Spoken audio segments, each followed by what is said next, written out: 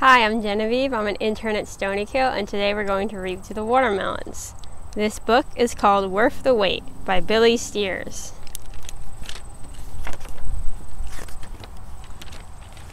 Farmer Bill was looking over the garden at Stony Meadow Farm. The watermelons are coming along great this year. We may have one good enough to enter in the fruit and vegetable show. With time, these will become big, sweet melons, thought Tractor Mac. They take so long to grow, said Pete the pig to his brother Paul. The next day, the two pigs checked for signs of growth. Maybe we can make them get bigger faster, said Paul. Great idea, said Pete. I saw Tractor Mac use his cultivator like this.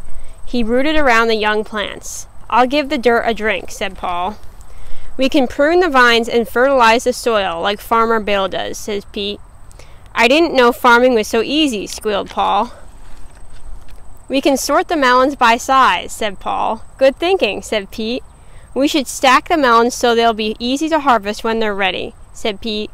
Pete and Paul, watermelon experts, cheered Paul.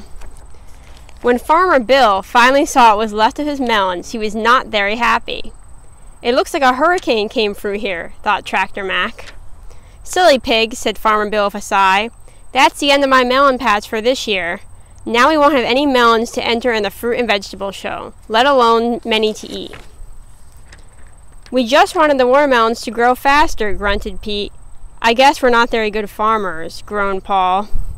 Plants take time to grow, said Tractor Mac. You can't rush them, added Sibley the horse. Cheer up, boys, clucked Carla the chicken. I found something you should see over here. It's a baby melon, gasped Pete. How could we have missed that right here in our own pen? Asked Paul. It must have grown from seeds in the melons given to you in your feed trough, said Tractor Mac. You could raise this one to full size.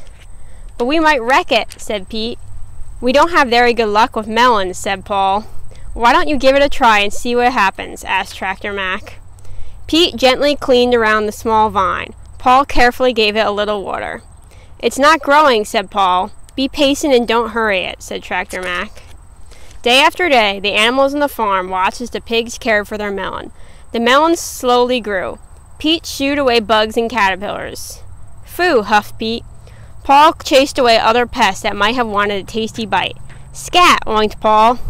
It turned out that the pig pen was a good spot for growing watermelons, and their melon got bigger over time. That's a beauty, said Tractor Mac. You didn't overmanage it, said Sibley.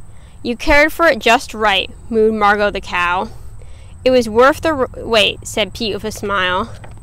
The next morning, Pete and Paul woke to check on their melon.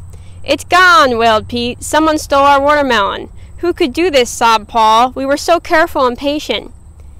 It'll be okay, said Tractor Mac as he wheeled over to the side. We'll find out in due time what happened.